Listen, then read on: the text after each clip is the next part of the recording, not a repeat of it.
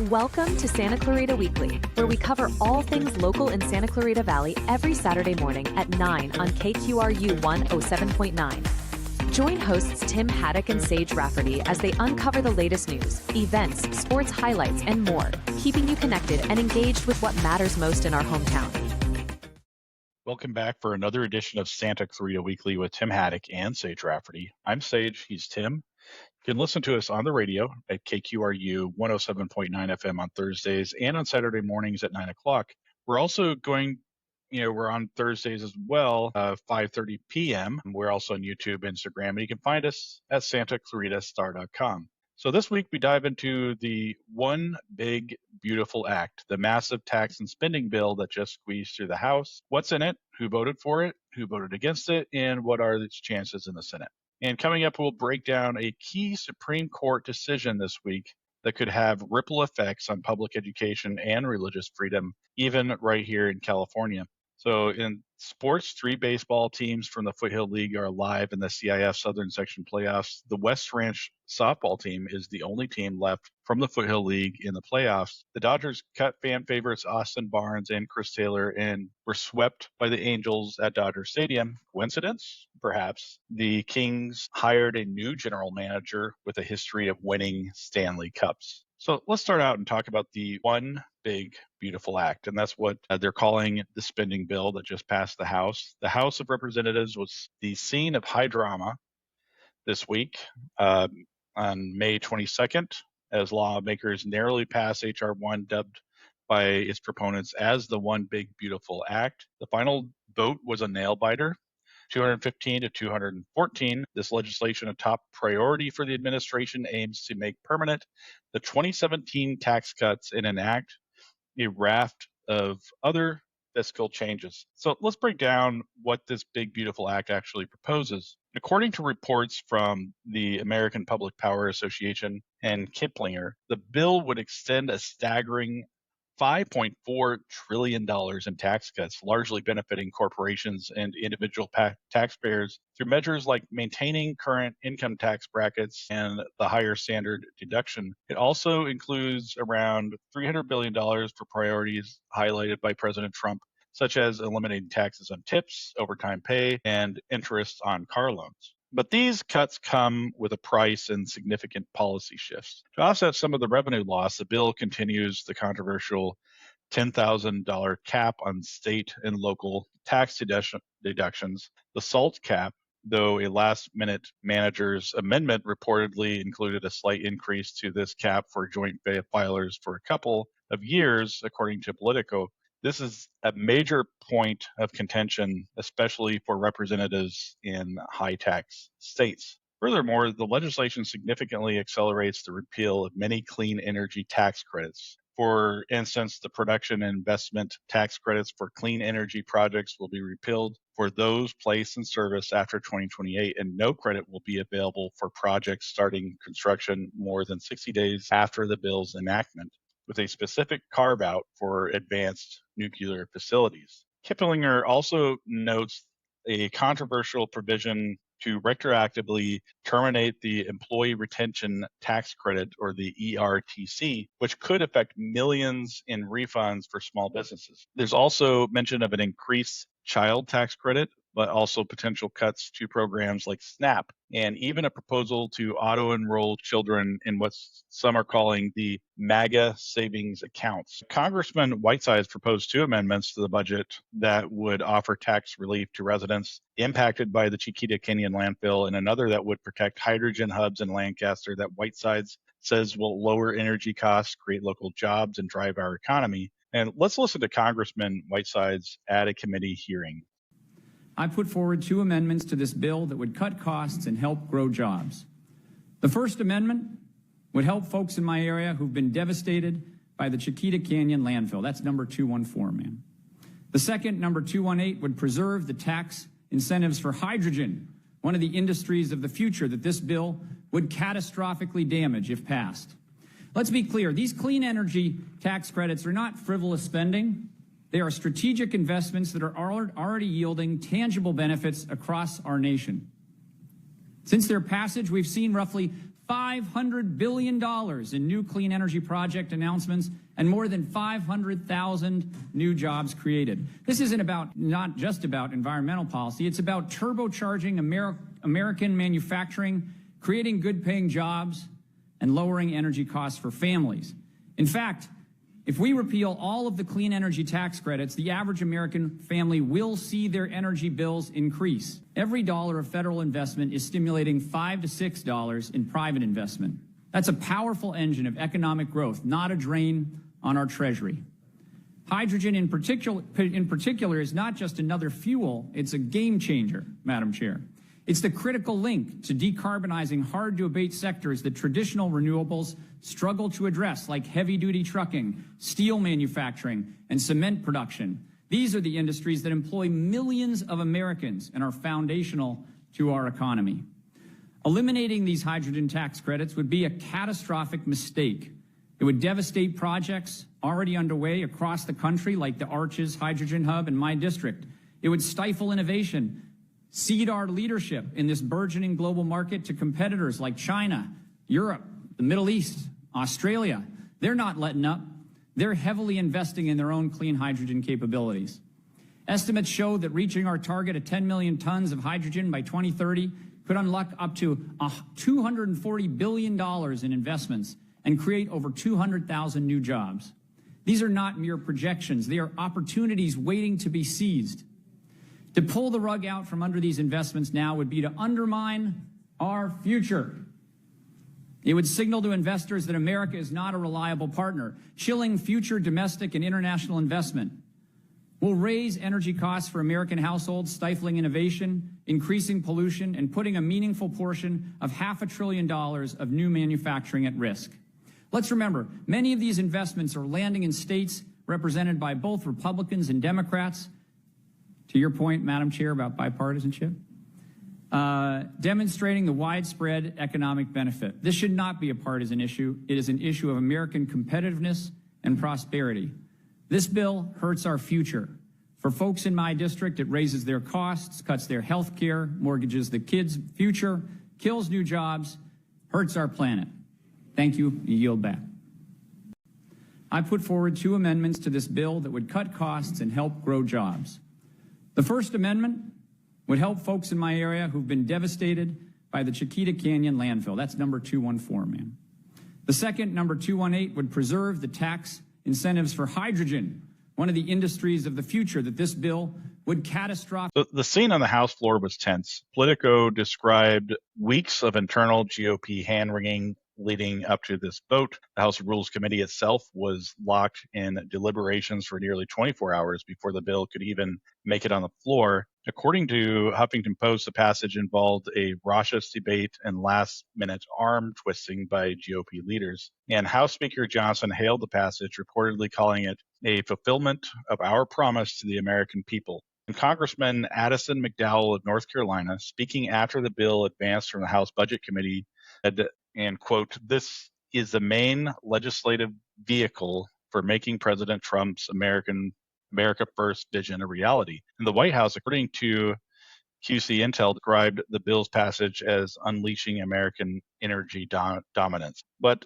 the opposition was fierce and unanimous from the Democratic side. House Minority Leader Hakeem Jeffries, as quoted by the Huffington Post, lambasted the bill, calling it a deficit-exploding handout to corporations and the ultra-wealthy at the expense of working families. And House Minority Whip Catherine Clark, according to Politico, echoed this on the floor, stating the bill is a blueprint for exacerbating inequality and exploding our national debt. And indeed, not a single Democrat voted in favor. They were joined in opposition by 2 Republicans, Representatives Tom Massey of Kentucky and Warren Davidson of Ohio. And closer to home, our own Congressman George Whitesides of California's 27th District also voted nay on the bill. But let's listen to his take on the GOP budget.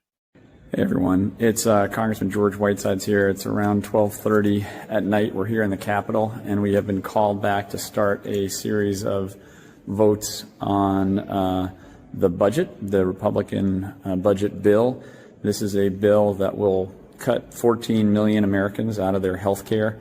It'll add about $3.8 trillion to our deficit, cuts hundreds of millions of dollars out of food assistance. That's SNAP, which thousands of people in our district need to feed their families. Cuts money for education, housing assistance. I came to Congress because I wanted to solve problems, cut costs, and grow jobs. Ready to work with anybody from either side of the aisle to accomplish that. And I'll tell you, this bill doesn't do it.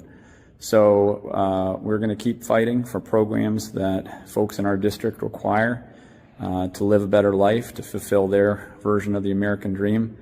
And we're going to keep fighting against the immoral provisions in this bill up until the last possible moment, which is going to be all night, it looks like. We'll keep you updated. Thanks. The significant cost of the tax cuts, estimated by the Associated Press to add over $5 trillion to the national debt over the next decade, is, if not offset, is a major point of contention. For a Californian representative like Whitesides, the continued limitation of the SALT deduction, even with the minor reported tweak, likely remains a significant concern as it disproportionately affects taxpayers in states like ours. The accelerated rollback of clean energy incentives would also be a point of opposition, giving California's commitment to renewable energy and combating climate change. And the retroactive termination of the ERTC, which we mentioned before, has drawn criticism, with Gabriel Joseph, the CEO of Joseph Holdings, telling Kiplinger that the pending rollback contradicts President Trump's commitment to reducing taxes and supporting small business. So what's next for the One Big Beautiful Act? It now heads to the U.S. Senate, and its future there is far from certain. According to the American Public Power Association and the Huffington Post, the bill is expected to be substantially modified. The Senate Republicans, even with a majority, will have their own priorities. And Huffington reports that Senate GOP leaders are looking closely at adding or increasing cuts to programs like Medicaid, potentially to further offset the tax reductions or fund other priorities. With what's likely a slim Republican majority in the Senate, Majority Leader John Thune will have a challenging task navigating differing opinions within his own caucus, not to mention staunch opposition from Senate Democrats. And the retroactive ERTC provisions are also expected to face legal challenges and intense lobbying, as Kiplinger noted. It's clear that the One Big Beautiful Act has a long and likely contentious road ahead. We'll continue to follow the story as it develops in the Senate and bring you updates on how it could impact you and or us here in California and across the nation. So Sage, I had a couple points I wanted to make about the bill, the One Big Beautiful Bill. Number one, I've noticed that a lot of attention is being brought to the 3 Democrat Congress members who died in office, and they're just not around to make the vote. The latest is that Jerry Connolly died just a couple of days ago, died of cancer. And a lot of talk is being made about how those 3 Democrats could have made a huge difference in whether or not this vote passed. Do you see it the same way? It's losing those 3 Democrats affecting how this bill is moving through Congress? Yeah, I mean, it's so narrow that even if a few people are missing, it can really impact everything. But also, there are a couple GOP members of Congress that didn't make it for the vote. Yeah, they could have reversed the fortunes of this entire process and this entire bill. The bill was written behind closed doors. It didn't include, GOP did not include Democrats at all in any of the negotiations, didn't want to negotiate, which is interesting given the fact that there's such a narrow majority there. But yeah, I mean, if those 3 congressmen, Democratic congressmen who just recently passed, if they were there on the floor, and there's 2 Republicans that didn't show up, which happened, I mean, yeah, we'd be saying something different. Right. Yeah, this whole process has been very shady, very backroom deals type of process. And you would think the Republicans would be more transparent with this if they were so proud of it. Even the vote, which I thought was kind of funny, the vote for this bill happened at 1:00 in the morning in Washington, D.C. time. So, I mean, they weren't even trying to hide the publicity that this bill was going to create if they had done this vote in the middle of the day during business hours at a more convenient time for the media and the public to give it more attention. I mean, do you see how shady this deal is with the vote being at 1:00 in the morning and with no Democrats being involved in the creation of this bill? I mean, it just has corruption written all over it, right? Well, yeah, but there's also something else because they're reducing Medicare, which there are things that we call third rails in politics, and one of them, the big one, is Social Security. Like if you start messing around with trying to cut Social Security, I mean, you're finished politically. You're going to be, whatever party does it is going to, which is usually Republicans. It's just they're not going to. Voters don't react well. No. They don't want to talk about it. I mean, budgets are usually kind of secretive here and there. There's a lot of negotiations. There's a lot of people adding amendments. But the big thing, I don't think they really want people to talk about they don't want people to talk about the Medicare cuts. Yeah. And the other story was what happened at the Supreme Court this week. One of the big thing here in Santa Clarita Valley that is a big issue is charter schools. But there's a significant development this week from the U.S. Supreme Court regarding the intersection of religion and public education. The High Court announced it was deadlocked 4-4 in the closely watched case of Oklahoma Parent Legislative Action Committee versus St. Isidore of Seville Catholic Virtual School. This case centered on Oklahoma's approval of what would have been the nation's first religious public charter school. St. Isidore, a Catholic virtual school, sought to operate with public funds while maintaining its religious teachings. And as reported by both Huffington Post and Politico, the 4-4 tie means that the lower court ruling from the Oklahoma Supreme Court now stands. The state court had previously blocked St. Isidore from opening as a publicly funded religious charter, finding that its approval violated the Oklahoma Constitution's requirement that public schools be free from sectarian control. So the deadlock occurred because Justice Amy Coney Barrett recused herself from the case. Politico notes this was likely due to past affiliations with personal connections that could present a conflict. But what does this mean for St. Isidore? It's a setback as they remain blocked from receiving public charter school funding under their current model. But more broadly, while this non-decision from the Supreme Court doesn't set a national precedent, it does leave the Oklahoma ruling in place and keeps the national debate over direct public funding for religious charter schools simmering. So the civil liberties groups and public education advocates who oppose Oklahoma's moves have praised the outcome. The case was brought by the Alliance Defending Freedom, a right-wing legal organization that also had a major part in overturning Roe v. Wade, which guaranteed the right to an abortion nationwide. So it's a decision with significant implications for the ongoing discussion about religious freedom and public education funding, and we'll be sure to keep you updated on any further developments. You are listening to KQRU 107.9 FM in Santa Clarita. You can listen to Santa Clarita Weekly on Thursdays at 5:30 p.m. and on Saturday mornings at 9, and on YouTube,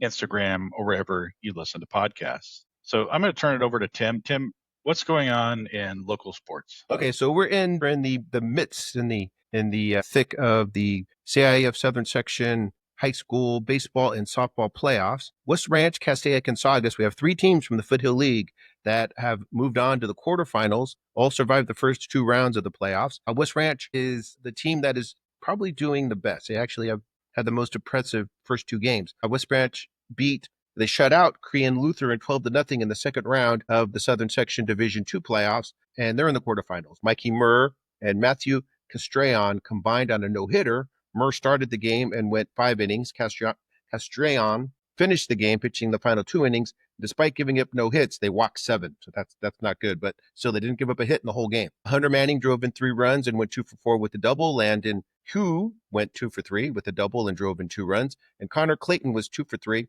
with the triple and scored 3 runs. West Ranch beat Palm Desert 4-3 in the first round of the playoffs.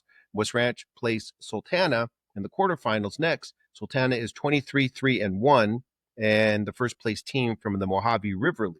The Castaic baseball team beat Crescenta Valley 4-2 in the second round of the Southern Section Division III playoffs and moved into the quarterfinals. Castaic beat Paloma Valley 7-6 in the first round. Castaic plays Temecula Valley in the quarterfinals. Temecula Valley is 18-11 and the second place team from the Southwestern League. Saugus